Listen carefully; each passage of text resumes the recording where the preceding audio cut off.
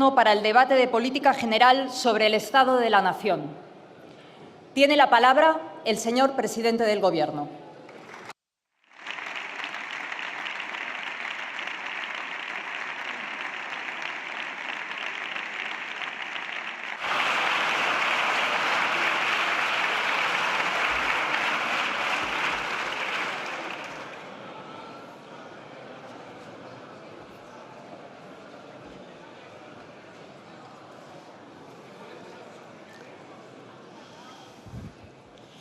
Muchas gracias, señora presidenta. Señorías, quisiera también dar la bienvenida a estas Cortes Generales a presidentas autonómicas que veo que nos han acompañado en este debate tan importante, también a representantes de los sindicatos, de los agentes sociales que tanto han hecho durante estos 2 años y medio de pandemia por nuestro país. Gracias por acudir a este debate, estar presentes en este debate sobre el Estado de la Nación, un momento muy importante de la vida parlamentaria de nuestro país, un debate que se celebró la primera vez en la historia de nuestra democracia en septiembre de 1983. También quisiera dar la bienvenida a los senadores y senadoras que pertenecen también a las Cortes Generales a su debate. Decía que el primer debate sobre el Estado de la Nación se celebró en septiembre de 1983. Y por aquel entonces nuestro país era una débil democracia, con una economía también muy frágil y un escaso peso internacional.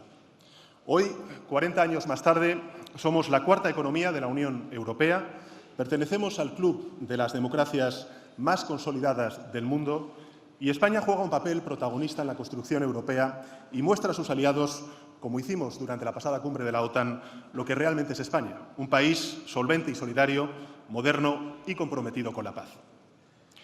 Cuando uno mira hacia atrás, es fácil cometer el error de pensar que ese espectacular progreso era inevitable, que España estaba llamada a seguir la senda de desarrollo que otros países europeos consiguieron antes que nosotros. Pero no es así. No había nada escrito. Todo estaba en el aire. Y quienes tienen suficiente edad o memoria saben que en aquellas décadas también hubo retrocesos y momentos decisivos en los que España estuvo a punto de desmoronarse. Pero no lo hizo. España superó todas las adversidades, un intento de golpe de Estado, el terrorismo, las diversas crisis económicas. España se impuso, señorías, a todos los obstáculos y prosperó a un ritmo que pocos países pudieron igualar en aquel periodo. Y lo hizo, y esto es lo importante, porque a pesar de todas las discrepancias, de todos los miedos y de todos los tropiezos, los españoles nunca perdimos la confianza en nosotros mismos. Los españoles hemos sabido estar juntos cuando los problemas han amenazado nuestra convivencia desde la llegada de la democracia. Hoy la historia nos convoca de nuevo y lo hace con adversarios y con adversidades propias de una época que creíamos ya superada. Los tanques vuelven a marchar sobre Europa, los precios vuelven a los 2 dígitos y la incertidumbre vuelve a entrar de lleno en los hogares de una España, una Europa y un mundo que comenzaban, afortunadamente, a superar la peor pandemia de los últimos 100 años. Me gustaría decirles a los ciudadanos y ciudadanas que soy plenamente consciente de las dificultades cotidianas de la mayoría de la gente. Sé que el salario cada vez da para menos, que cuesta llegar a fin de mes, que la cesta de la compra es más cara. Sé que los españoles y españolas están dejándose la piel para sacar adelante a sus familias, a sus empresas y a sus trabajos. Sé que la escalada de los precios está haciendo aún más difícil lo que antes ya era difícil: pagar el alquiler o la hipoteca de un piso, tener hijos y cuidarlos, emprender o mantener un negocio, ahorrar para cualquier imprevisto. Y sé que por culpa de la inflación muchos de nuestros ciudadanos están teniendo que posponer proyectos futuros que ya llevan mucho tiempo parados. Lo sé y me hago cargo. Me hago cargo porque llevamos más de 2 años de grandes sacrificios personales, familiares y económicos. Y lo más grave, hemos sufrido la pérdida irreparable de miles de vidas humanas como consecuencia de la COVID. Vidas de personas que necesitábamos, que queríamos y que echamos en falta cada día. Vidas que no podremos olvidar mientras vivamos.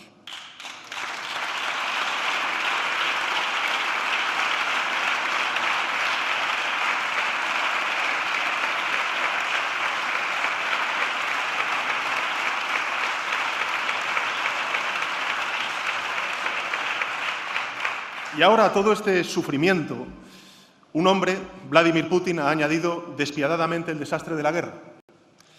Y por tanto comprendo la angustia, la frustración y también el enfado de todos, porque también es el mío. Y me hago cargo en consecuencia del estado de ánimo de la gente.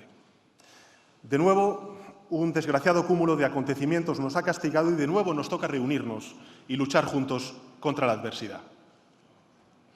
Señorías, este es el primer debate que se celebra sobre el Estado de la Nación en más de un lustro. El último se hizo en el año 2015. Muchas cosas han cambiado desde entonces. Bueno, me permitirán la broma. El Poder Judicial no ha cambiado desde el año 2011 como consecuencia del bloqueo del principal partido de la oposición.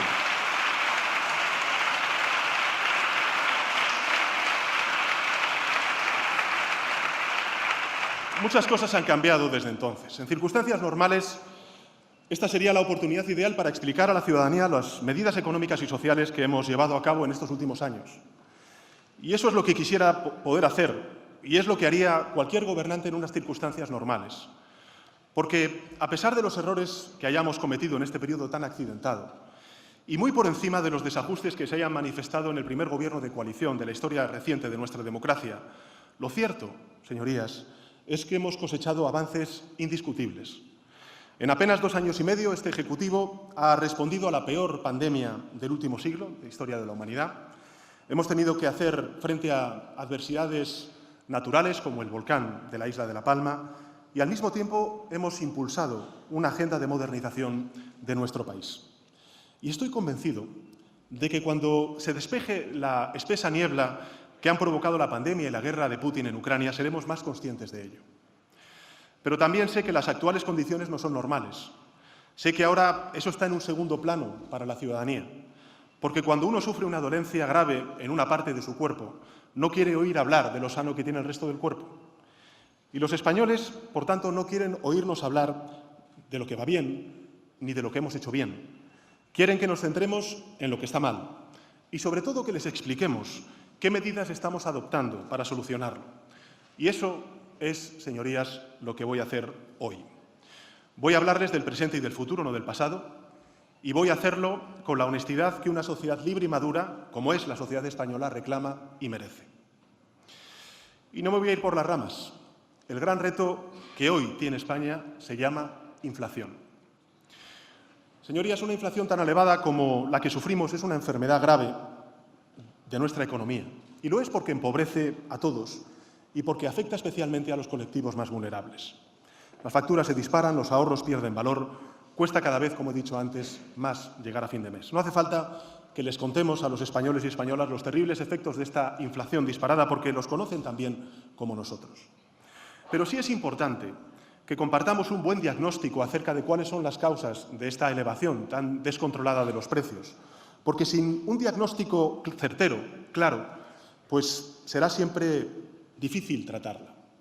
Nuestros ciudadanos tienen 2 opciones. Deben elegir qué creen, el diagnóstico del curandero o el diagnóstico de los médicos especialistas. El curandero no tiene conocimientos científicos ni tampoco dispone de datos y tampoco pretende curar la enfermedad, quiere beneficiarse de esa enfermedad. El curandero nos dice que la inflación es culpa del Gobierno, que la ha provocado el Gobierno a base de subir el salario mínimo interprofesional o de fomentar las energías renovables y que, por tanto, con otro Gobierno esto no hubiera sucedido. Este diagnóstico pues, le resultará convincente a algunos porque es sencillo, y porque viene a reafirmar prejuicios ideológicos bien arraigados en nuestro país, sobre todo en algunos sectores, y muy propagado desde potentes altavoces mediáticos. Como, por ejemplo, que subir el salario mínimo interprofesional perjudica la marcha de la economía y la creación de empleo, como que el impulso a las energías renovables es contrario a la prosperidad, o que los gobiernos progresistas, gobiernos de izquierdas, no gestionamos bien la economía y se distraen en cosas innecesarias, sobre todo en momentos de crisis, como mejorar la vida laboral y los derechos laborales de nuestros trabajadores y trabajadoras o fomentar la igualdad real y efectiva entre hombres y mujeres. Pero lo cierto es que no hay una sola institución internacional y nacional seria o un solo estudio empírico que avale las tesis del curandero. Y si nuestros ciudadanos, además, lo piensan un instante, se darán cuenta de cuán absurdo es esta tesis. Porque si la inflación actual es culpa del Gobierno de España, ¿Por qué hay 8 países de la zona euro y más de 65 países en el mundo que registran ahora mismo una inflación mayor que la española? Y si el Gobierno gestiona tan mal la crisis energética, ¿por qué somos, junto con Portugal, uno de los países de la Unión Europea con los precios mayoristas de electricidad más bajos de toda la Unión Europea?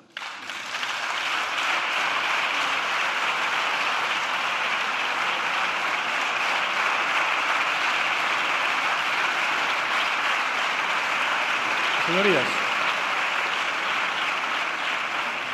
lo que nos dicen los médicos especialistas de la economía y lo que nos dicen, además, la mayoría de los estudios de los organismos técnicos es que el desbocado crecimiento de los precios ha sido provocado por el encadenamiento de 2 perturbaciones internacionales únicas en la historia reciente. La primera, la pandemia; la segunda, la guerra de Putin en Ucrania. Le diría a nuestros ciudadanos que recordáramos todos cómo la pandemia nos obligó a encerrarnos en nuestras casas y a detener durante semanas nuestra actividad económica de golpe. ¿Esto qué es lo que hizo? Bueno, pues hizo que muchas familias ahorráramos más de lo habitual. Y terminado en consecuencia el confinamiento, esas mismas familias de España, de Europa y del resto del mundo se lanzaron a consumir, lo que permitió también una reactivación de nuestra economía. El problema está en que hubo sectores, tanto dentro como fuera de nuestro país, que no estaban preparados para satisfacer esa demanda repentina. Hablamos de fábricas, de minas, de puertos, de redes comerciales que se habían detenido bruscamente como consecuencia de los confinamientos en todo el mundo y a las que les resultó difícil retomar su actividad al ritmo que exigía la demanda. Especialmente porque muchas estaban en países que tardaron en recuperar la normalidad. Recordemos que en China hace escasas semanas han vuelto a confinar a millones de seres humanos, o que hay países que aún están vacunando, y no digo con las dosis de refuerzo, estoy hablando de las primeras dosis que nosotros afortunadamente ya tenemos en nuestro cuerpo. A este problema se unió el hecho de que, como la pandemia cambió también nuestros hábitos de vida y de compra, empezamos a demandar más algunos productos que antes. Empezamos a gastar más en alimentación, empezamos a consumir más electricidad, a reformar nuestras viviendas. Y lo cierto es que muchas cadenas de producción no fueron capaces de satisfacer ese incremento tan súbito de la demanda. Todas estas distorsiones hicieron que las cadenas de valor en el mundo empezaran a acumular problemas y retrasos. Y nuestros ciudadanos y ciudadanas, si lo recuerdan durante aquellos meses o incluso ahora, lo han visto y lo han padecido. Dificultad para conseguir determinados materiales y productos que vienen de fuera, por ejemplo los chips.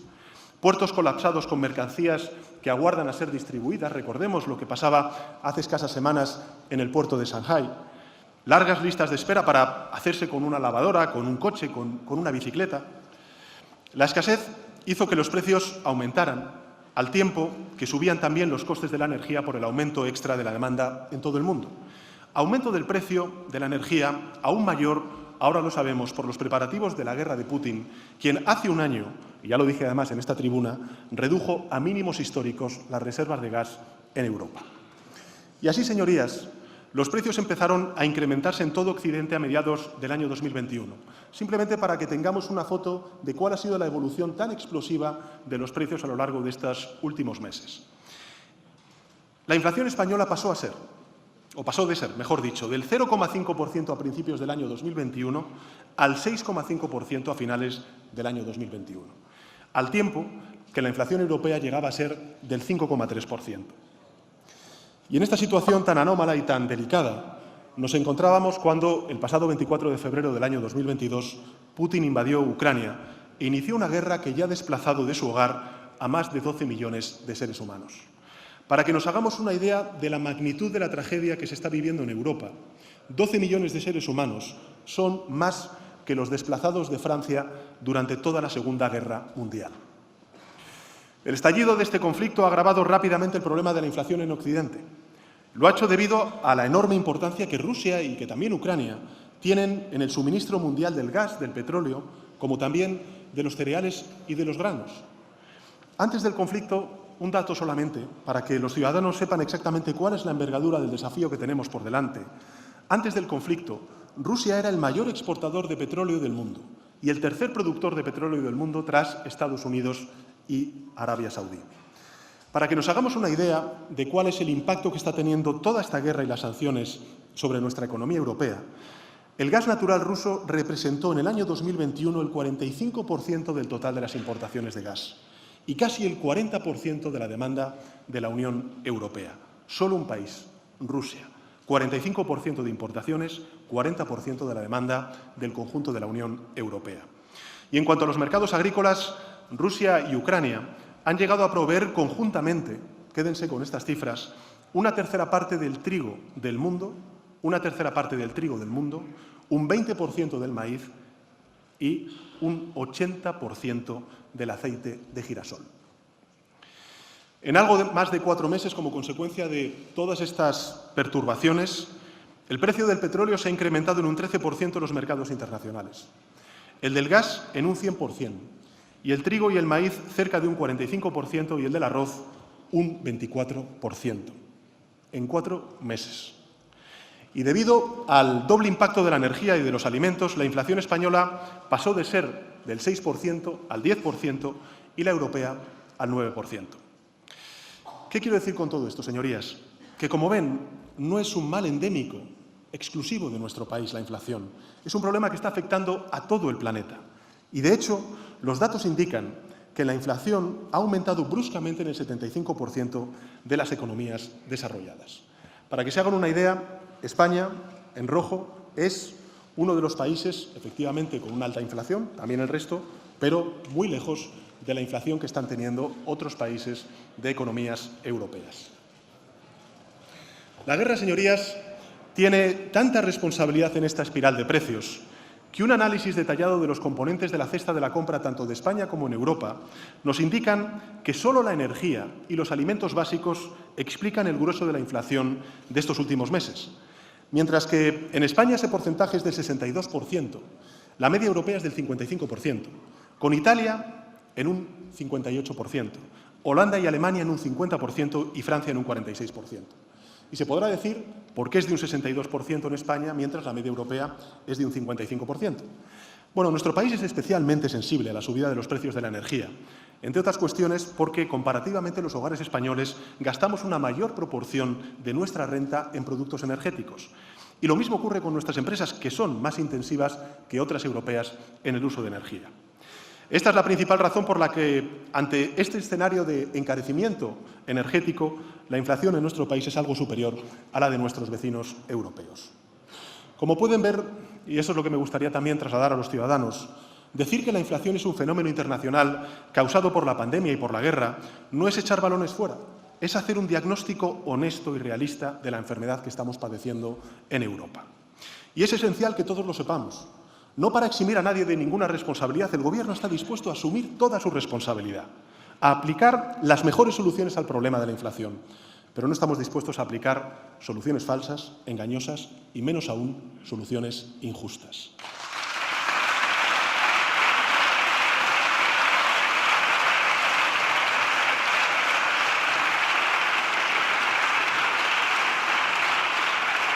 En la crisis financiera de la pasada década, los españoles padecimos precariedad, incertidumbre, desesperanza por la codicia de unos pocos y por la ceguera de una supuesta ortodoxia económica que, por desgracia, vuelve a asomar en los cenáculos conservadores que exigen sacrificios para todos, menos para la minoría que ellos representan. Hoy sufrimos por otros motivos, es lo que me gustaría trasladar a nuestros conciudadanos. Sufrimos porque vivimos las secuelas de un confinamiento con el que salvamos millones de vidas, pero que tienen, evidentemente, sus repercusiones económicas. Y vivimos las consecuencias de la guerra de Putin y de las sanciones de la comunidad internacional que aplicamos a Rusia por haber violado la legalidad internacional. Y una pregunta legítima que pueden tener nuestros ciudadanos es ¿por qué España debería tomar partido en este conflicto si estamos asumiendo este coste en forma de un encarecimiento del precio de la vida? Como también hubo quienes pensaban que no debíamos haber antepuesto la salud de la ciudadanía a la economía durante los peores meses de la pandemia. Pero quienes piensan de ese modo olvidan 3 cuestiones fundamentales que me gustaría compartir con todos nuestros ciudadanos. En primer lugar, olvidan que no participar del esfuerzo bélico no nos libraría de las consecuencias económicas de la guerra. No nos libraría. Al contrario, nos aislaría del resto de países con los que compartimos valores, principios e intereses, obligándonos en consecuencia a capearlos en solitario. Porque, pensémoslo, si no accedemos a la petición de los polacos, de los rumanos, de los estonios, de los alemanes, de los letones, por citar algunos ejemplos de países amenazados como consecuencia de la invasión de Putin en Ucrania, cuando nos están pidiendo solidaridad para que les ayudemos en la disuasión al agresor, ¿qué legitimidad tendríamos para pedir solidaridad cuando la necesitemos? Hace un año,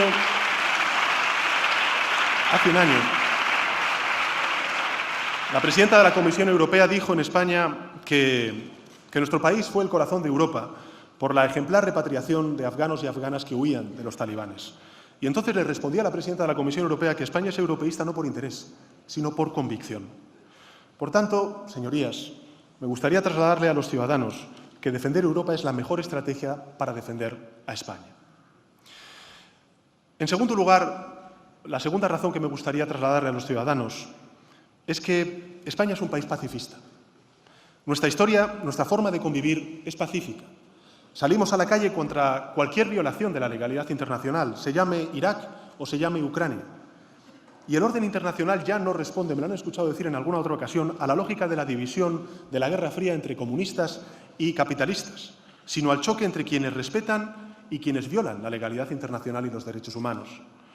Y uno de los principios fundamentales que se está viendo violado por Putin en Ucrania es uno de los pilares más importantes del orden internacional basado en reglas después de la Segunda Guerra Mundial, que es el respeto a la integridad territorial, a la soberanía nacional y, por tanto, el derecho a decidir libremente y sin coacciones el futuro de cada sociedad. La paz no viene sola, señorías. Hay que alcanzarla y no permitir que nos la arrebaten. En tercer lugar, me gustaría también compartir con sus señorías el que no olvidemos que no puede haber equidistancia entre el agresor y el agredido. Siempre vamos a contribuir a la resolución pacífica de los conflictos por la vía diplomática. Siempre lo ha hecho España también durante esta guerra. Pero mientras tanto, España y Europa tienen un deber moral para con el pueblo ucraniano. Si todos toleramos lo que le han hecho hoy a Ucrania, cada uno de nosotros y nosotras estará siempre al albur de que le pueda ocurrir lo mismo. Y quiero recordar además a los españoles que si hay una población en el mundo y en Europa que sin duda alguna tenemos mucho que decir y que pensar y recordar en esta guerra en Ucrania, somos nosotros los españoles. Miren, hay ahora mismo, y quiero decírselo a todos los españoles, hay ahora mismo militares, civiles, mujeres, hombres como nosotros, europeos, combatiendo y muriendo en las calles de Ucrania. Aunque nuestros medios de comunicación ya apenas le dediquen portadas, o incluso nosotros en nuestras conversaciones de bar, en las oficinas o también en las conversaciones familiares, ya no hablemos de la guerra, como hablábamos al principio. La guerra continúa. Y los ucranianos lo que están haciendo es luchar por su nación, pero también están luchando por nosotros. Están luchando por el destino del pueblo ucraniano, pero también por el destino de Europa.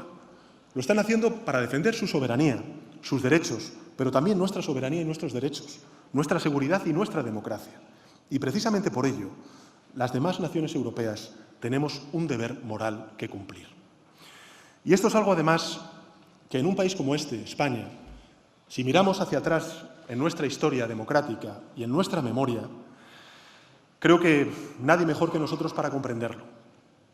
Miren, hace casi 90 años, la decisión de los países aliados de no intervenir en España condenó a nuestro país a 4 décadas de retraso, de ostracismo y de dictadura fascista. Hoy, el destino nos brinda la posibilidad de no cometer en Ucrania ese error que otros cometieron con España. Nos brinda la oportunidad de estar en el lado correcto de la historia. Y es donde estamos y donde estaremos.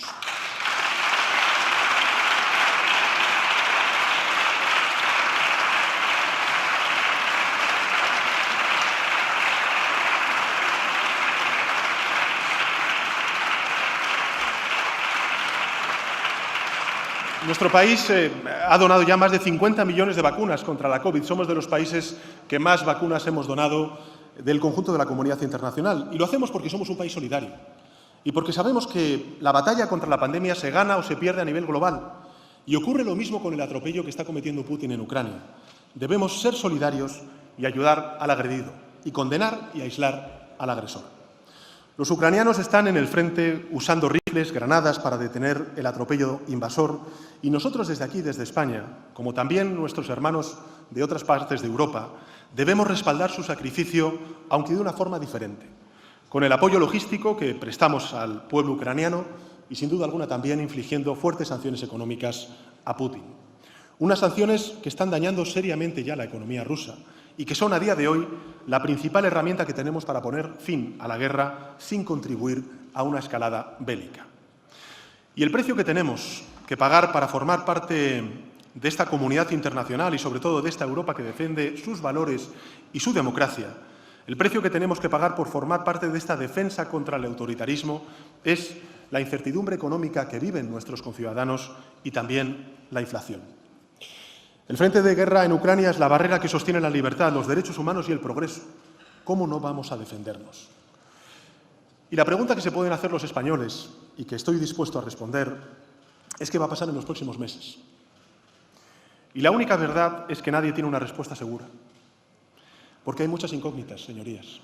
La principal es que todo va a depender de lo que dure esta guerra, y por eso esperamos que pronto la diplomacia sustituya las bombas. También va a depender de la evolución de economías muy importantes en la economía global, como es la China, rehén de su estrategia frente a la COVID-19, como también de la buena marcha o la mala marcha de la economía estadounidense o de la economía europea y, sobre todo, de la economía alemana. Dependerá también, señorías, de si Putin decide cortar o no el suministro del gas hacia Europa. Y dependerá de lo eficaces que sean las medidas que se adopten a nivel global, a nivel europeo y a nivel nacional para evitar que el aumento de los precios desemboque en una espiral inflacionista. No podemos descartar nada, y mucho menos que Putin decida cortar el gas a Europa como otro arma de guerra. Y Europa, en consecuencia, puede sufrir restricciones de energía, y esto, evidentemente, va a tener un impacto sobre la economía española y europea.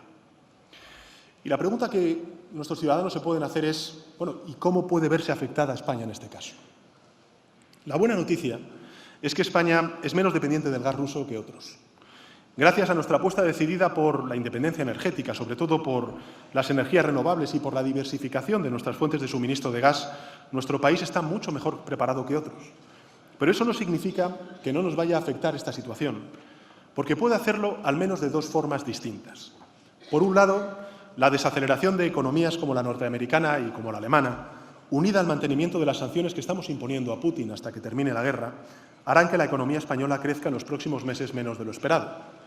Pero a día de hoy también hay que reconocer que España está creando empleo más que nunca, empleo de calidad. Los sectores estratégicos de nuestro país están funcionando ya casi a pleno rendimiento y los fondos europeos están poniendo ya un impacto real muy positivo sobre nuestra economía. Como pueden ver, no ando con rodeos. Quiero hablar claro a la gente y no voy a disimular ni los riesgos ni tampoco voy a adornar la situación tan compleja que está atravesando Europa y España. Pero tampoco voy a entregarme a un catastrofismo sin base. Invito a los españoles a desconfiar de quienes ofrecen falsos remedios a enfermedades reales.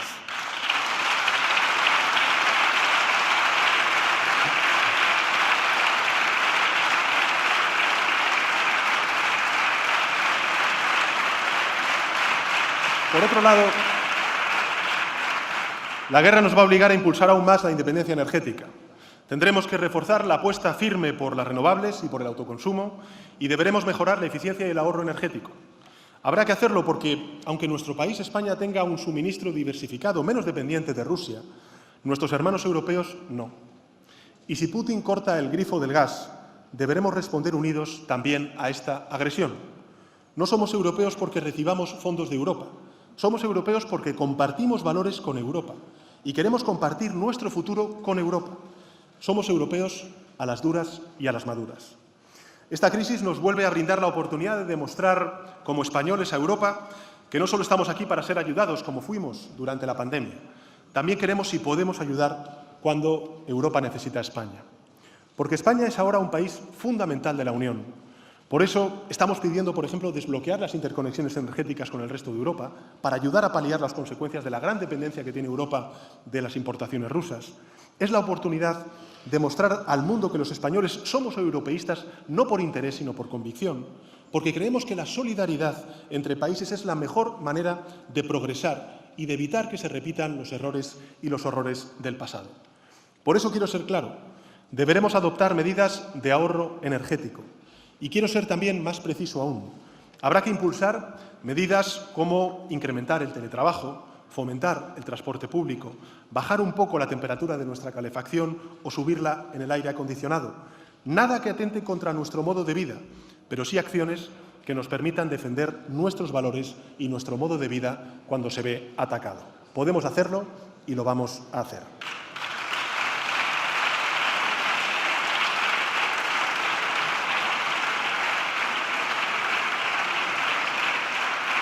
Esto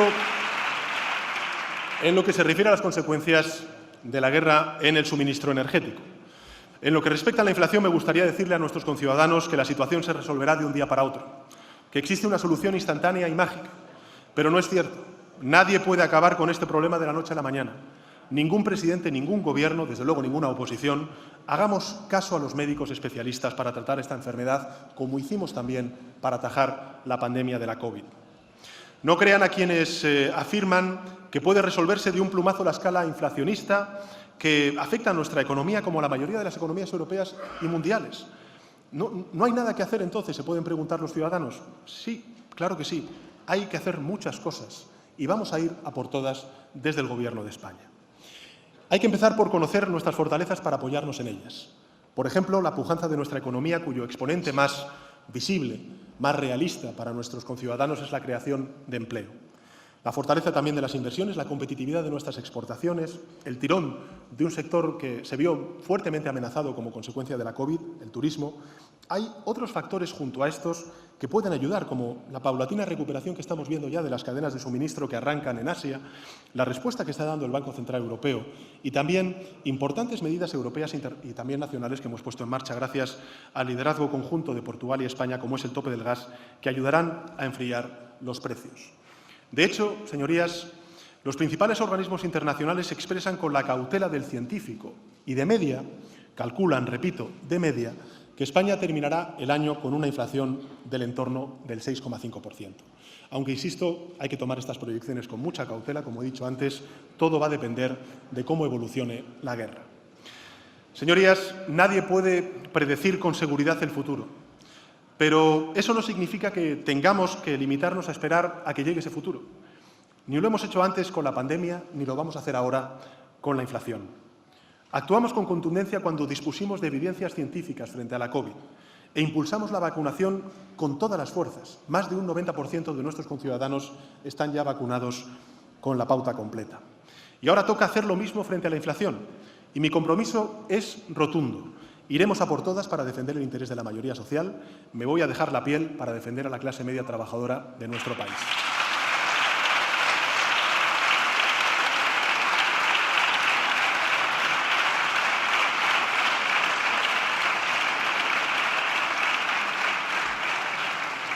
Soy el presidente de un país acostumbrado a luchar contra la adversidad y que sabe cuál es el secreto del éxito: la unidad, la resistencia y la esperanza. Y en concreto hay 6 ejes de actuación que estamos resueltos a impulsar. El primero, vamos a continuar apoyando a Ucrania en su lucha por la libertad.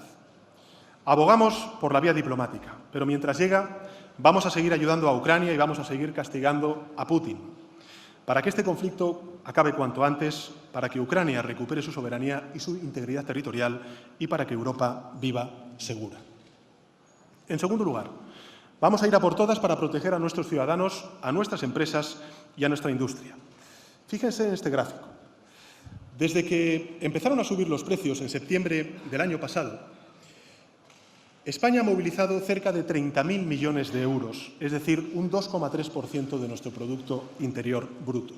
Somos, junto con Grecia y Lituania, el país que más recursos ha destinado desde hace un año a esta parte a luchar contra la inflación y sus efectos sobre la clase media trabajadora de nuestro país y los colectivos más vulnerables.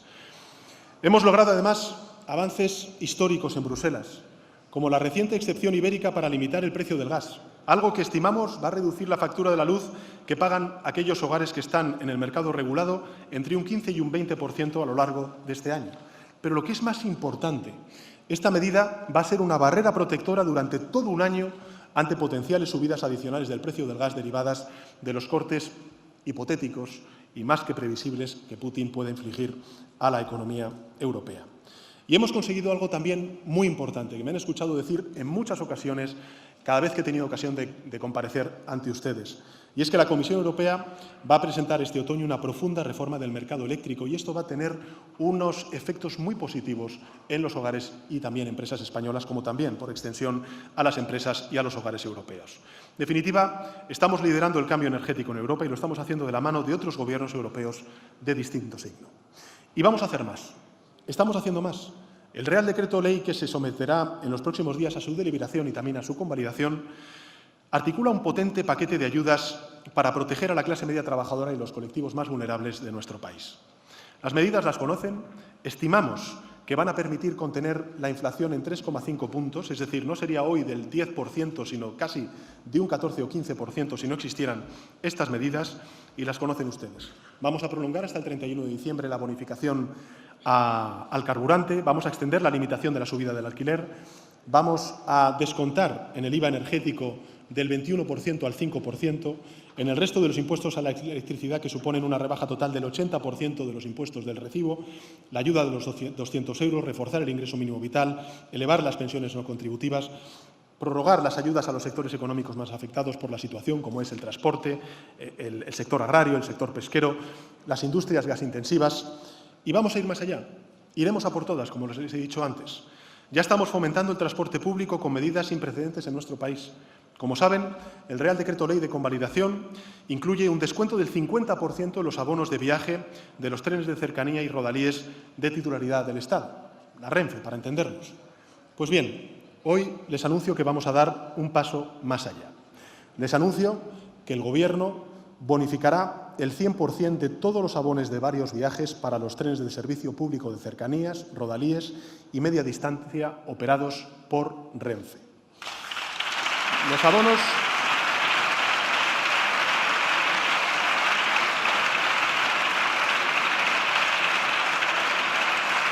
vamos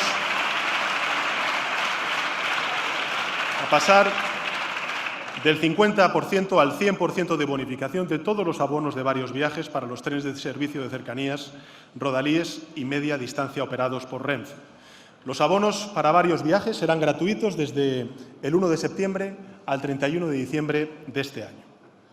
Y como saben, también estamos bonificando el 30% de los abonos de transporte urbano y metropolitano y esperamos que las comunidades autónomas puedan complementar este enorme esfuerzo que está haciendo la Administración General del Estado hasta el descuento de un 50 o un 60%. También vamos a hacer más en materia de vivienda. Hemos traído a esta Cámara la primera ley de vivienda de nuestra democracia. Estamos limitando la subida de los alquileres, como saben ustedes. Y hoy les anuncio que desbloquearemos de inmediato la operación Campamento para la construcción de hasta 12.000 viviendas en la ciudad de Madrid, un 60% de las cuales serán viviendas públicas.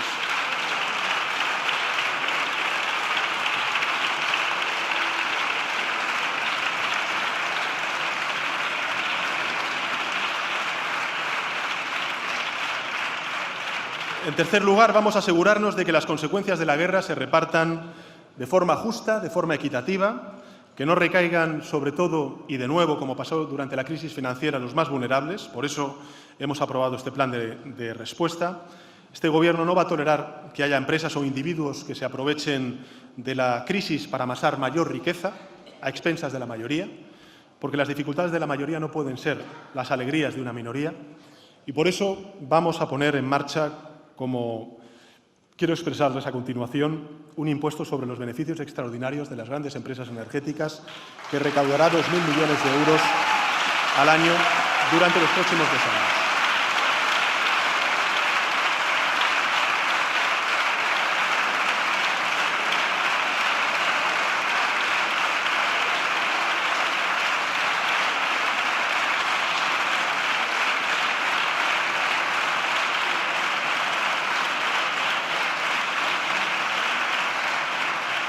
Un impuesto excepcional a las grandes empresas energéticas que estará en vigor en el año 2023 y el año 2024, que afectará a los beneficios extraordinarios obtenidos en el año 2022 y el año 2023 por los grupos dominantes en el sector eléctrico, gasista y petrolero.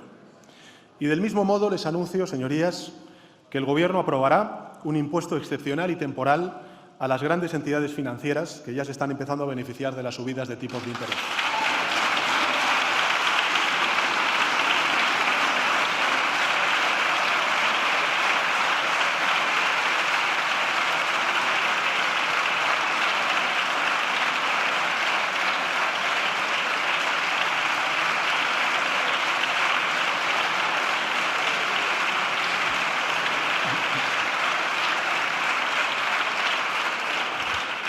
Este impuesto a las grandes entidades financieras tendrá una duración de 2 años y se estima que podremos recaudar en torno a 1.500 millones de euros al año. Se habla a menudo de los beneficios caídos del cielo, pero en realidad no son tales. Los sobrebeneficios no caen del cielo, salen del bolsillo de los consumidores que pagan los recibos. Y este Gobierno no va a permitir que el sufrimiento de muchos sea el beneficio de unos pocos.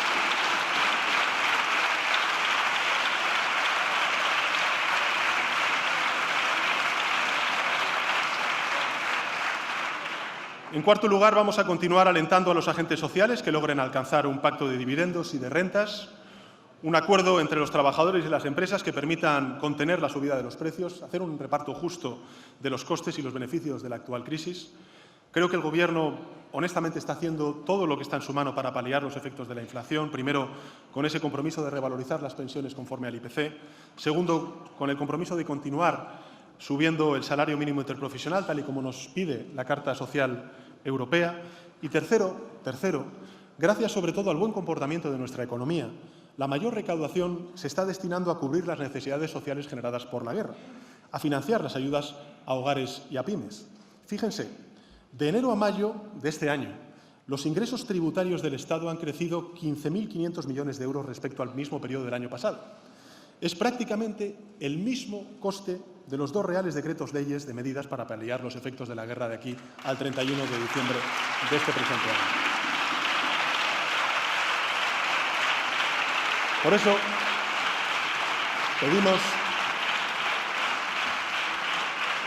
pedimos a las grandes empresas que hagan lo mismo. Pedimos a las grandes empresas que cualquier beneficio suplementario derivado de esta situación revierta en los trabajadores y en los consumidores que están soportando el azote de la inflación. Pedimos a las grandes empresas que cualquier beneficio indirecto de esta situación no engorde ni las cuentas de beneficios ni tampoco los sueldos de sus altos directivos. Fíjense, las empresas incorporan afortunadamente cada vez más a su gestión criterios de sostenibilidad.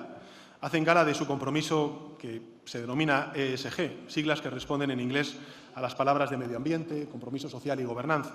Pues bien, este es el momento de probar el compromiso social de las grandes empresas.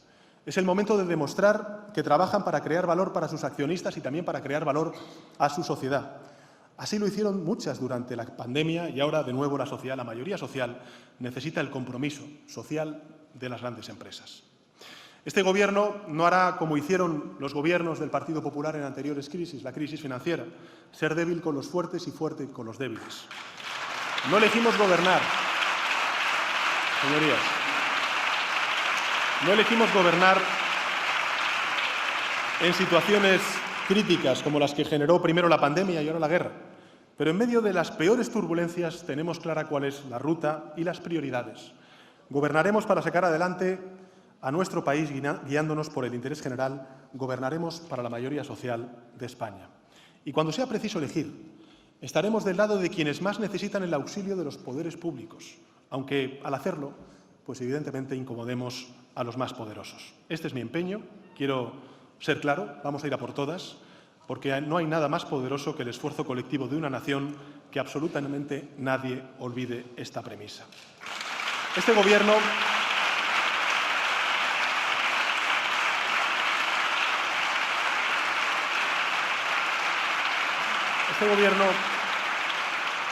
ha defendido siempre y defenderá siempre a la gente de a pie.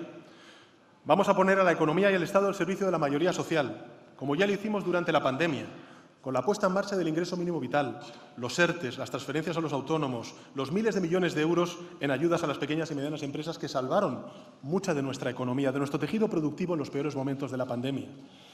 Porque además no es solamente una cuestión de justicia social, que también, es que la política que se está realizando en base a la equidad, a la igualdad, a la justicia social, es la política económica más eficaz. Hemos demostrado que la salida de la crisis con solidaridad y con justicia social es más rápida, además de más justa. Solamente quiero compartir con nuestros conciudadanos 3 datos contundentes que certifican esto que estoy diciendo. Miren, en el año 2012, la caída de 3 puntos del Producto Interior Bruto destruyó 519.000 puestos de trabajo, es decir, un 3% del total de empleos. En 2020, con una caída no de 3 puntos del Producto Interior Bruto, sino de 10 puntos del Producto Interior Bruto, el empleo solo se redujo en un 1,6%. El segundo dato que me gustaría compartir con todos ustedes para reforzar este argumento de que la política económica basada en la solidaridad y la justicia social no solamente es más equitativa, sino también más eficaz, es que en la anterior crisis financiera se tardaron más de 10 años en recuperar los niveles de empleo previos a la crisis financiera. En esta ocasión lo hemos conseguido en tan solo 15 meses. En 2 años se han recuperado los niveles de desigualdad previos a la pandemia gracias a las medidas de protección social. En la crisis financiera se tardaron no 2 años, 11 años. La respuesta progresista a la crisis no es solo más equitativa, sino mucho más eficaz que el neoliberalismo por el que clama la derecha.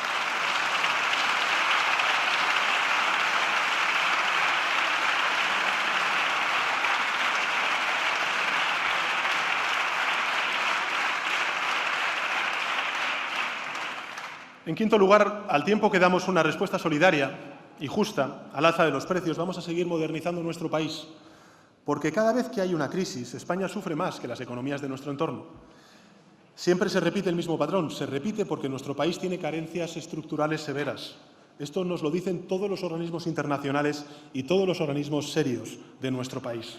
Carencias en su modelo productivo, carencias en la formación del capital humano, en el mercado laboral, que ya estamos empezando a corregir, carencias que desde el inicio de mi presidencia estamos abordando con el Plan de Recuperación, Transformación y Resiliencia, con el Proyecto España 2050, con los más de 150 leyes y decretos que hemos aprobado desde enero de 2020 y con las muchas más que vamos a aprobar en el año y medio que nos resta de legislatura. De hecho, este mes de julio vamos a, les quiero anunciar, continuar reforzando el Sistema Nacional de Salud.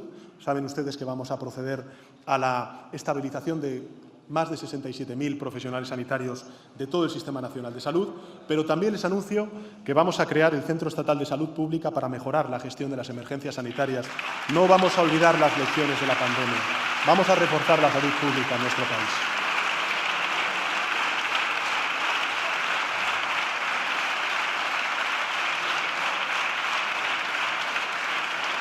Vamos a reforzar también nuestra autonomía alimentaria y por ello les anuncio que vamos a presentar una nueva y mejorada PAC para impulsar el campo español. Les anuncio que vamos a continuar avanzando en esa independencia energética con la que está comprometida el Gobierno de España, con las siguientes medidas. En primer lugar, estamos destinando cerca de 1.000 millones de euros nuevos para que la gente pueda adquirir placas solares, bombas de calor y vehículos eléctricos. En segundo lugar, vamos a impulsar el ahorro y la eficiencia energética en la Administración pública a través del plan recientemente aprobado por el Gobierno, dotado con 1.000 millones de euros. Vamos a aprobar un nuevo plan dotado con 200 millones de euros para el despliegue de autoconsumo en edificios públicos, como pueden ser, por ejemplo, los centros de salud, los colegios, las instalaciones deportivas.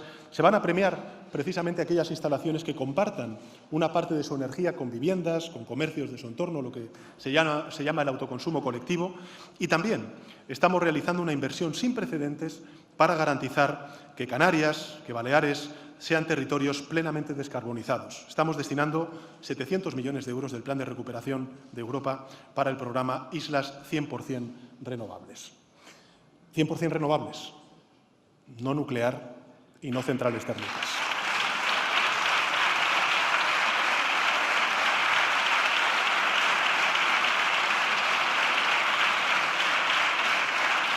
Señorías, como saben, la educación pública, la formación profesional y la universidad son pilares fundamentales de nuestro país y, desde luego, son de este Gobierno. Por ello, quiero anunciarles que vamos a dar un impulso nuevo, yo creo que muy ilusionante, en el sistema educativo de nuestro país, a nuestros hijos, en las escuelas, con la incorporación del aprendizaje de un nuevo idioma. Se habla mucho de aprender nuevos idiomas, pero se nos olvida el más importante de todos, el idioma del presente y del futuro, que es la programación y la robótica. Les anuncio que aprobaremos el programa Código Escuela 4.0 para que los casi 6 millones de alumnos y alumnas de educación infantil, primaria y ESO en España puedan desarrollar su competencia digital de manera general y, en concreto, en pensamiento computacional, la programación y la robótica.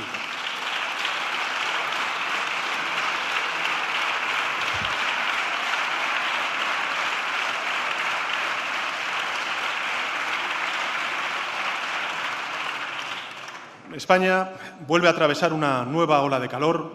La solidaridad y el compromiso del Gobierno de España con los afectados por los incendios que estamos viendo, siendo testigos de nuevo en la península ibérica durante estos últimos días. Estas temperaturas extremas y los fenómenos meteorológicos adversos son propios de la emergencia climática que vive el planeta y donde la península ibérica, pues evidentemente, no es ajena a ella. Y, por tanto, lo que vamos a hacer es redoblar nuestros compromisos con más recursos para prevenir y luchar contra los incendios. Y en ese sentido les anuncio que aprobaremos un nuevo marco regulador estatal básico del personal de prevención y extinción de incendios en colaboración con todas las administraciones públicas implicadas que nos permita ser más eficaces en la lucha contra los incendios.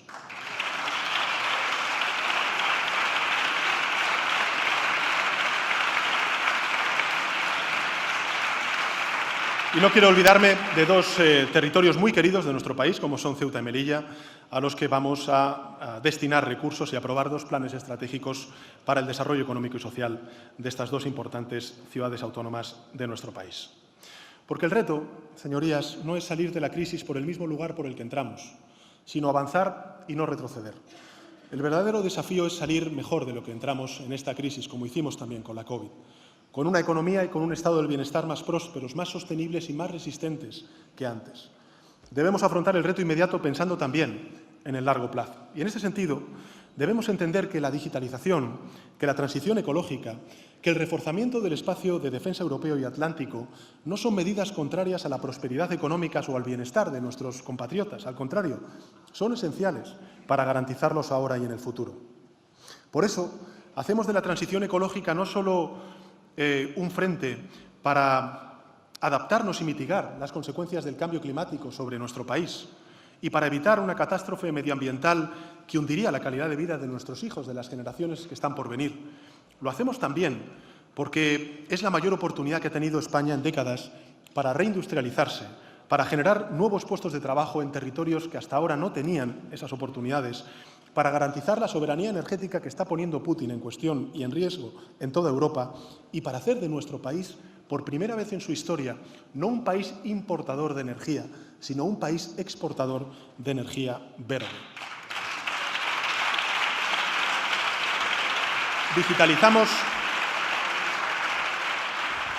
Digitalizamos nuestro tejido productivo porque solo así lograremos las ganancias de productividad necesarias para seguir aumentando salarios, para reducir las jornadas laborales y para crear empleo de calidad. Ambas transiciones, la transición energética y también la transformación digital, necesitan de la investigación, del desarrollo, de la innovación. La universidad debe ser el corazón de la modernización de nuestro país y por ello ampliamos la política de becas e impulsamos una rebaja de las tasas universitarias. Señorías, a lo largo de estos últimos días, todos hemos visto cómo se ha debatido mucho y muy ampliamente sobre el diseño de las políticas de becas en distintas administraciones. Y quiero ser claro y firme en esta cuestión. El Gobierno de España apuesta por las becas para activar el ascensor social y no para perpetuar desigualdades.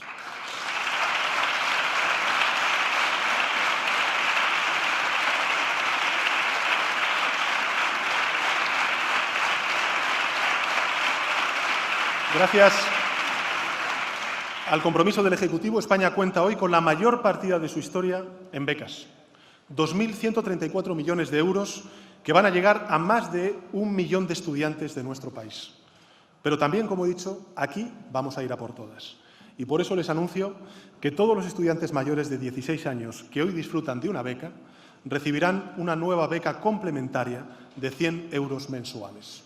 Esta beca la recibirán cerca de 1 millón de estudiantes en toda España, de septiembre a diciembre, porque queremos garantizar eso, la igualdad de oportunidades. Y para ello queremos ayudar a las familias para que ningún joven se vea obligado a abandonar sus estudios por necesidad.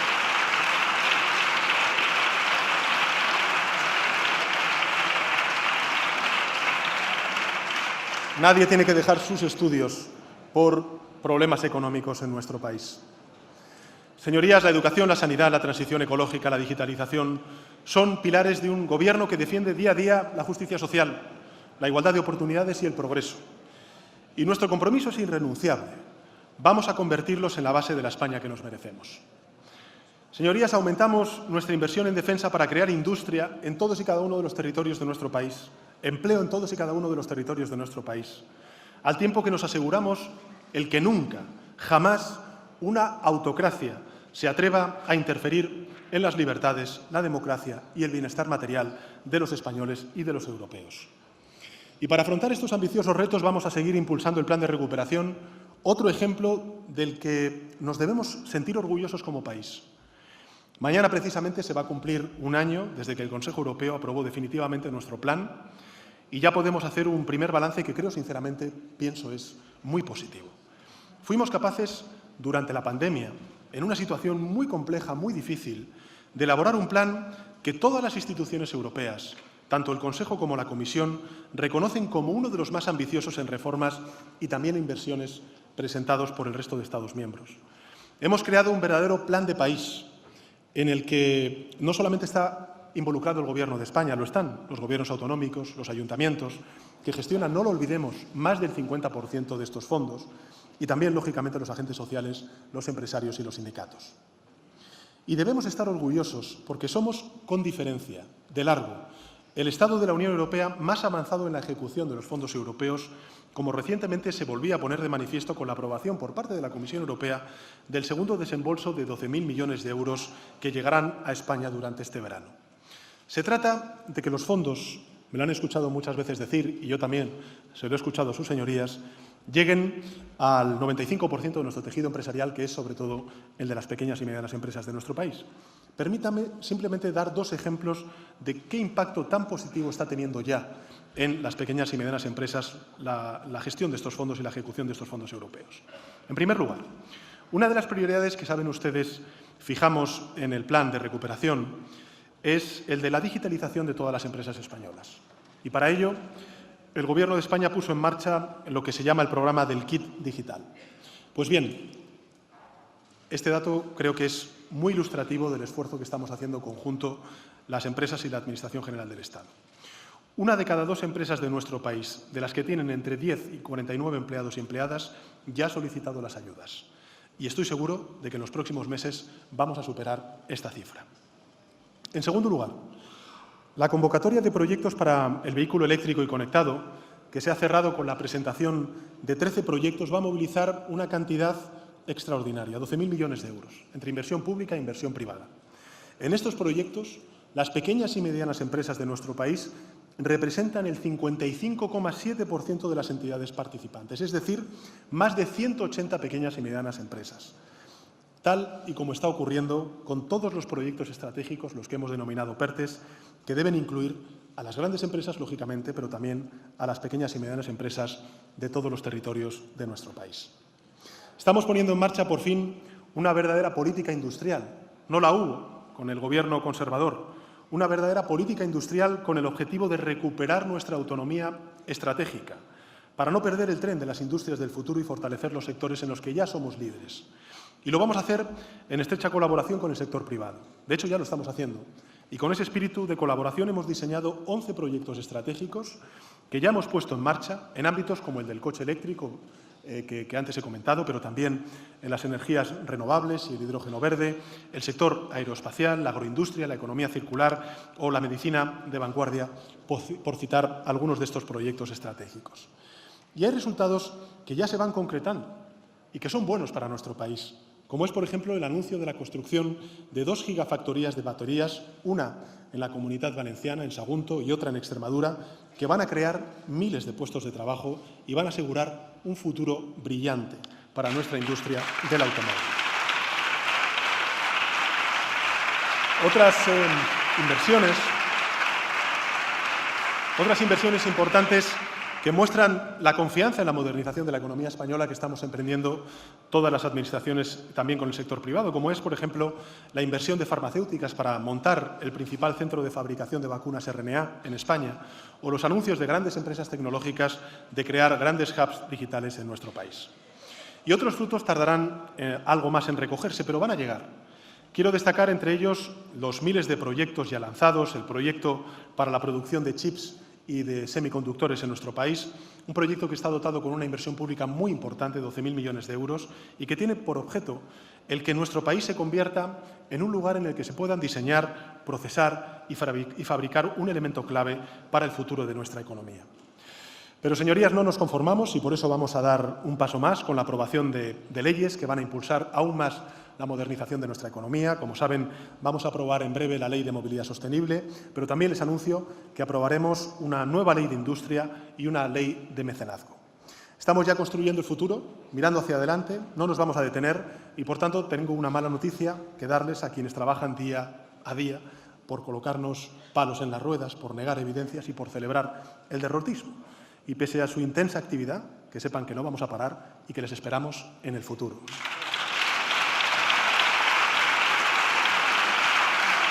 Señorías,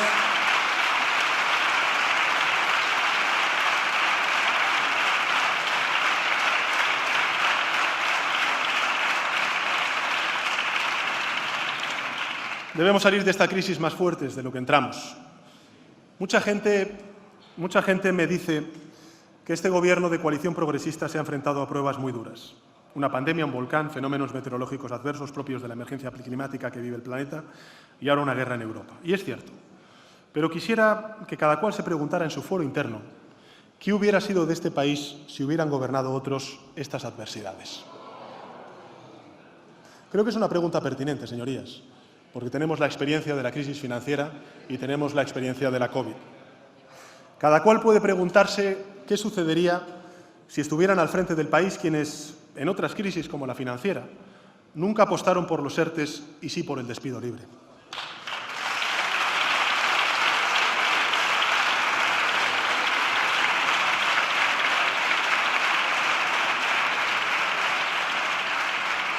Si estuvieran en el Gobierno quienes, en lugar de fortalecer el estado del bienestar, lo debilitaron abriendo las puertas a su privatización.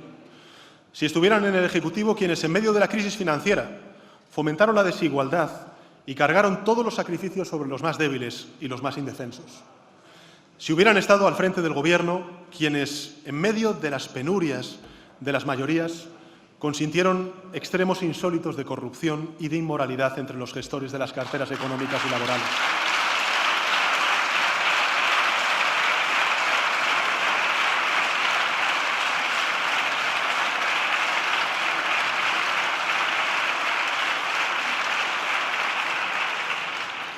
Quienes consintieron comportamientos ilícitos entre los máximos responsables políticos de las Fuerzas Armadas y de la seguridad del Estado. Esto, señorías, no son historias del pasado.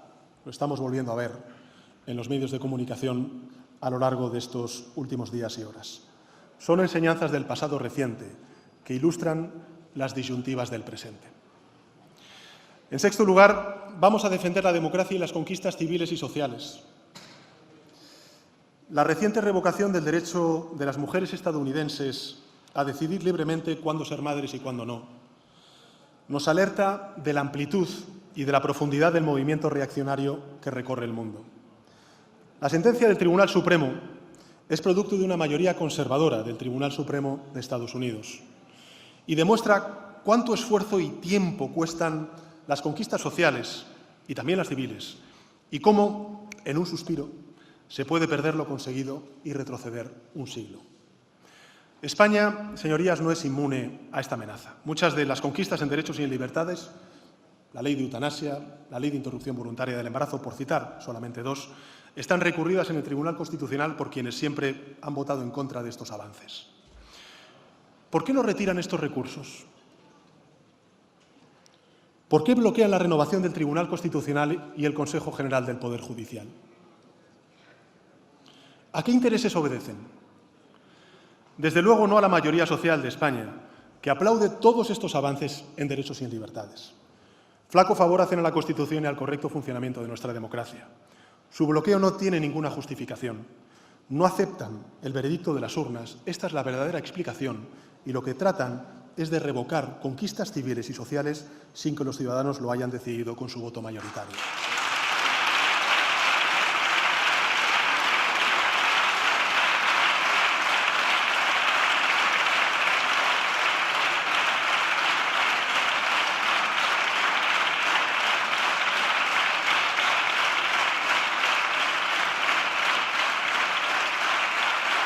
Nuestra respuesta, serena pero firme, será continuar con nuestra agenda de avances en derechos y libertades. Empezamos garantizando la universalidad del sistema de salud pública, aprobamos la ley Roach contra el abuso de menores, la ley del sí es sí para garantizar la libertad sexual, la ley de eutanasia, la nueva estrategia de salud mental, la ley llamada también Cerolo de igualdad de trato y no discriminación, y espero, señorías, que este Parlamento apruebe en breve la primera ley de vivienda de nuestra democracia, que apruebe la reforma de la ley de interrupción voluntaria del embarazo y que apruebe la ley que garantiza los derechos de las personas LGTBI.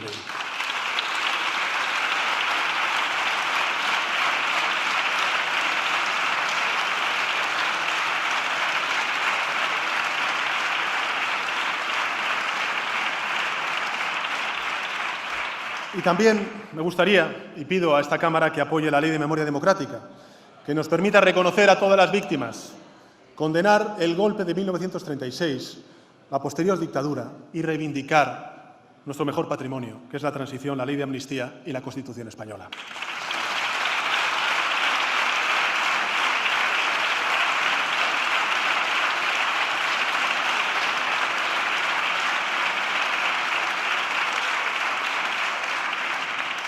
Pero también en materia democrática y de derechos civiles tenemos que ir más allá, porque queremos que España avance y les anuncio que próximamente aprobaremos para luchar contra la corrupción una ley de protección del informante que denuncie esos casos de corrupción, una ley integral contra la trata y la explotación de seres humanos, la ley contra la discriminación racial, la nueva ley de secretos oficiales y una ley para regular la actividad de los lobbies.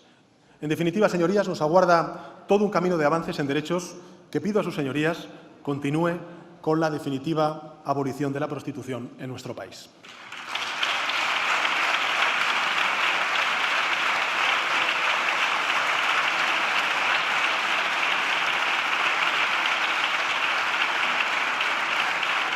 Porque España avanza siempre, señorías, cuando hay gobiernos de progreso. Nadie puede mencionar ni un solo ejemplo de un avance en derechos y en libertades que haya venido de la mano de un gobierno de la derecha. En 40 años, han tenido tiempo, ¿eh? Al contrario, cuando gobiernan lo que hacemos es retroceder o poner espadas de Damocles con esos recursos en el Tribunal Constitucional a la ley de interrupción voluntaria del embarazo o la ley de eutanasia. Y cuando están en la oposición se bloquea el funcionamiento democrático, como está ocurriendo con la renovación de los órganos constitucionales. En resumen, señorías, solidaridad con Ucrania, protección de nuestras compatriotas contra la inflación, reparto justo de la guerra y avance en la agenda de transformaciones económicas y sociales que necesita y demanda nuestro país. Pero para que estos esfuerzos funcionen, necesitaremos algo más. Necesitaremos, en primer lugar, propuestas de todos y de todas. Propuestas que me comprometo a estudiar y a integrar con la sola condición de que sean realistas y factibles. Miren, durante la pandemia y ahora con la guerra, el Gobierno ha trabajado por lograr la mayor unidad posible. Hace pocos meses propuse a la oposición alcanzar 11 consensos básicos para el correcto funcionamiento de nuestra democracia. Entre ellos, cumplir con las obligaciones que la Constitución nos mandata, reformar el artículo 49 de la Carta Magna, acordar una política de seguridad y de defensa común, no hablar mal de España fuera, consensuar una política energética verde, aprobar conjuntamente medidas para paliar las consecuencias económicas y sociales de la guerra.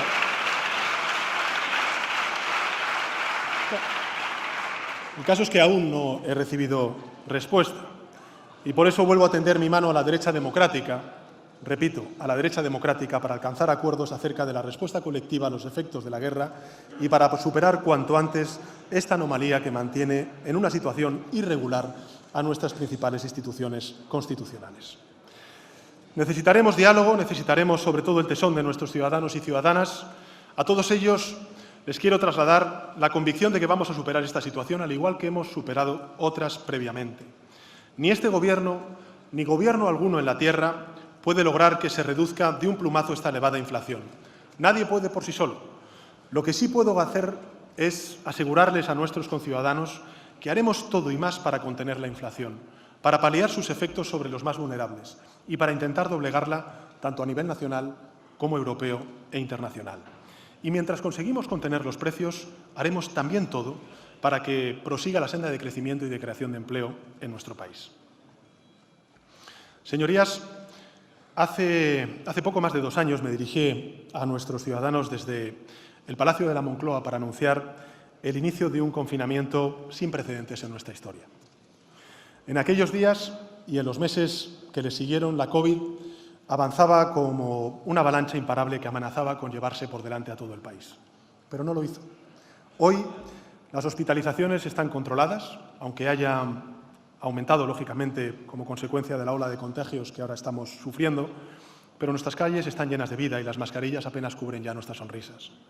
Se habla mucho de la vacunación y de la ciencia en la respuesta frente al COVID. Y es cierto, es cierto. España es un ejemplo mundial de vacunación y de solidaridad en la donación de vacunas. Sin embargo, para poder superar con razonable éxito esta crisis sanitaria tan grave como la que sufrimos con la COVID, se precisaron 2 elementos fundamentales que caracterizaron a la respuesta de España frente a esta pandemia. En primer lugar, la confianza para enfrentar grandes desafíos y, en segundo lugar, nuestro apego a la justicia social. Si los españoles han respondido como pocas naciones en el mundo, también en Europa, a la vacunación, es por la confianza que tienen en sus instituciones, en especial en nuestro sistema de salud y en nuestros profesionales sanitarios. A ellos y a ellas, nuestra gratitud eterna.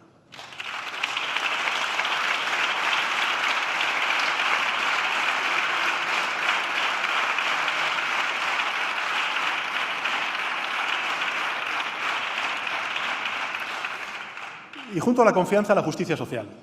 Porque, a diferencia de lo que ha ocurrido en otros países, si en España ha habido paz social durante la pandemia es por tener un estado del bienestar que ha garantizado el acceso universal y gratuito a la vacuna frente a la COVID y porque ha habido un reparto más equilibrado de las consecuencias económicas y sociales de la pandemia.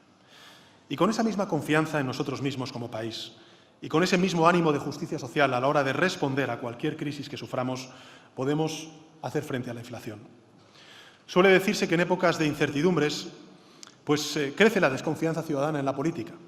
Y escuchando algunos de los debates que hemos tenido a lo largo de esta legislatura, motivos no les faltan para desconfiar.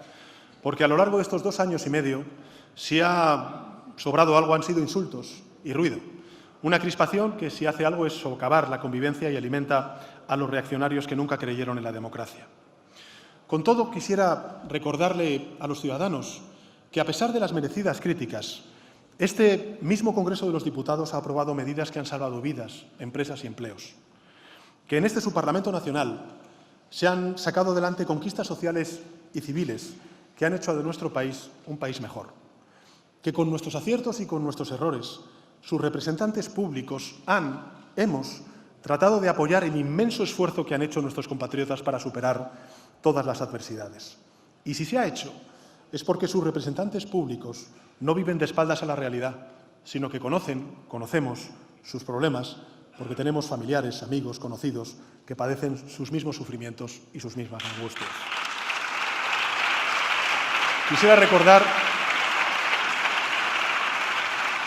recordar a los españoles que, pese al ruido y los altos decibelios de los debates parlamentarios, en esta misma Cámara se aprobaron estados de alarma que salvaron cientos de miles de vidas durante lo peor de la pandemia, que se convalidaron reales decretos leyes para poner en marcha los créditos ICOs, los ERTEs, las ayudas directas a los autónomos, la política de protección social y el apoyo a nuestro sistema sanitario, que protegieron y salvaron vidas, empleos y empresas, que se han sacado adelante leyes que han reducido la precariedad laboral, leyes que han protegido sus pensiones, leyes que han hecho posible un final digno de la vida, leyes que han promovido la educación, la formación profesional de nuestros jóvenes, leyes que han impulsado la igualdad entre hombres y mujeres, leyes útiles para hacer frente al cambio climático, leyes para proteger a nuestra infancia, leyes para impulsar la cultura, leyes para amparar a los más vulnerables con la creación del ingreso mínimo vital, leyes para reforzar nuestros servicios públicos y dar estabilidad a sus profesionales.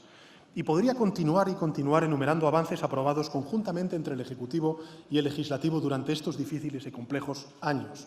Avances que, si han traído algo a nuestro país, ha sido dignidad, dignidad, haciendo de España un país mejor y más preparado frente a las adversidades. Quisiera, en este punto, agradecer también a los representantes de la sociedad civil que nos acompañan, a los agentes sociales, a los colectivos, a las ONGs, a las organizaciones sectoriales, su voluntad para llegar a acuerdos, para pactar, porque sobre esa voluntad se han cimentado muchas medidas del Gobierno y muchas leyes importantes, la ley de pensiones o la ley laboral. Y algo semejante debe decirse de nuestro Estado autonómico y local. A nadie puede quedarle duda, después de la pandemia, de que la cogobernanza es un instrumento inmejorable para dar respuestas eficaces y equitativas a los problemas de la ciudadanía. El título 8º de nuestra Constitución funciona y, gracias a él, vamos a poder trabajar de manera más eficaz y equitativa contra la despoblación de algunas zonas de nuestro país, devolviendo servicios básicos al mundo rural, descentralizando algunos organismos de nueva creación, como es el Centro Nacional de Investigación y Almacenamiento de Energía en Cáceres o el Centro de Protección de Datos o de Procesos de Datos de la Seguridad Social en Soria.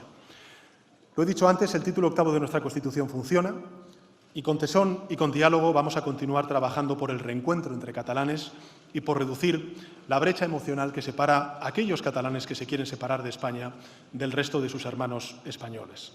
No hay tarea más noble en política que trabajar por la convivencia.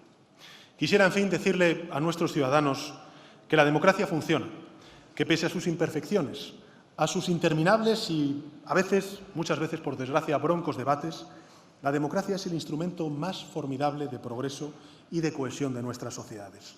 Y en este punto quisiera agradecer a los grupos parlamentarios que apoyaron todos los avances que hemos logrado en estos años tan difíciles.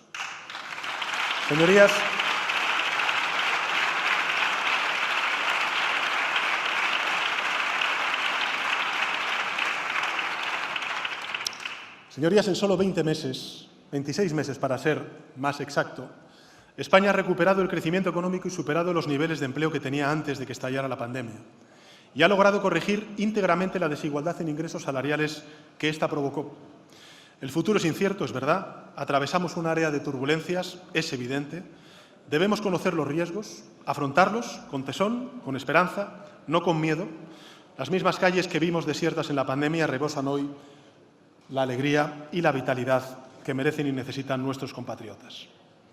Fíjense, cada vez que la sociedad se enfrenta a una dificultad o a una crisis, aparecen siempre los mismos, los traficantes del miedo, los profetas de la catástrofe. Sostienen que todo está mal, que el país se hunde, no analizan los problemas, sino que los distorsionan para extender el miedo y así mercadear con sus falsas soluciones. Un gran presidente estadounidense, un gran reformista social, lo advirtió hace casi un siglo. Dijo textualmente lo siguiente: solo debemos tener miedo al miedo. Los profetas del desastre solo buscan sacar tajada del miedo social. Así que atendamos a la razón y a los hechos. Porque hoy en España hay más gente con empleo que en ningún momento de nuestra historia. Y gracias a la reforma laboral, España ha batido su récord de contratos indefinidos, casi 8 de cada 10 asalariados. También tenemos un salario mínimo un 40% más alto del que hace 10 años tenían nuestros trabajadores. El turismo, la producción industrial, la venta de viviendas, todas son sectores que muestran tendencias positivas. Y en paralelo, a España están llegando ya casi los 80.000 millones de euros que hemos logrado de los fondos europeos, los fondos Next. Un dinero que nos está permitiendo modernizar nuestras industrias, mejorar la formación de nuestro capital humano y crear, a su vez, nuevos empleos. Tenemos un grave problema de inflación, sin duda alguna, como el resto de Europa y el resto del mundo. Y esto no es un consuelo, es una realidad a tener en cuenta para corregir el problema.